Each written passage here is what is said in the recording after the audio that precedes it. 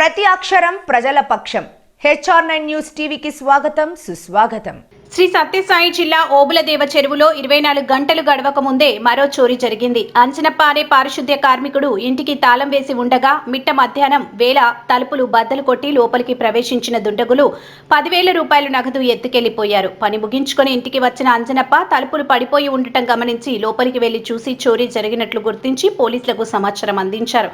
విషయం తెలుసుకున్న పోలీసులు ఘటనా స్థలానికి చేరుకొని ఆధారాలు సేకరించే పనిలో పడ్డారు. నెల రోజుల వ్యవధిలో ఓబులదేవ చెరువులో చైన్ స్నాచింగ్లు, వరుస చోరీలు జరగడంతో ఇంటికి తాళం వేసి బయటకు వెళ్లాలంటే జనం భయపడిపోతున్నారు. ఒకవైపు పోలీసులు నిందితులను అరెస్ట్ చేస్తున్నా చోరీలు జరుగుతూనే ఉన్నాయి. 3:30లో బేగాలు వేసేసి బేగం అక్కడ పెట్టేసి పోయినా. చీపురు కసువునూకి పోయినాను సార్. కసువునూకి పోయింటే 3:30లో అక్కడ పోయేళ్ళకు పిల్లోళ్ళు వచ్చి వాకిలు పడిపోయింది మన ఫోన్ ఏరే వాళ్ళ చెల్లుతో ఫోన్ చేసేందుకు ఆడింటి ఉరికితో వచ్చినాము.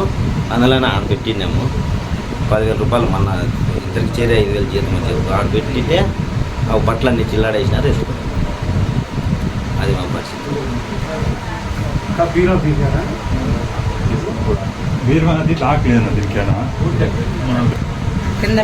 కూడా అన్నీ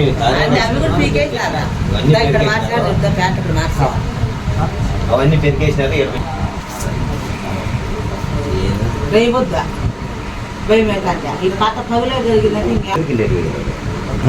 కింద చూడ వాడు ఏమి అమ్ముతాను సొంతలోనా మీరు వాళ్ళ డబ్బులు ఉన్నా అదేవరో చూసినారు అట్లా తల్లిదని నేను అక్కడ పోతుందని మా ప్యాంట్ కింద పెట్టించా కింద అవన్నీ పీకేసినారు. ఎంత పెట్టింటి అమ్మా? 10,000. మేమే మనకు తగ్గ చెప్పుకోవాలి. అంత మనకి బంగారు గింగా ఏం లేదు.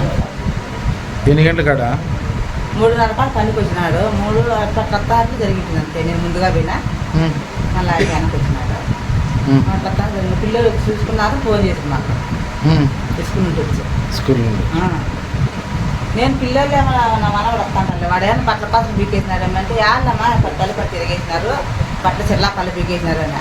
అయ్యో బట్టల మార్కున్నది పీకేసి అక్కడ ఎత్తిపెట్టాను నేను. ఆ బాబు ఎత్తిపెట్టు మళ్ళీ లేదు మా చూస్తున్నామని ఇంటి దాకా అంటే వస్తే తల్లి ఆడించినారు. అట్లా ఆడించి వేగం తగ్గించినారు. అంతే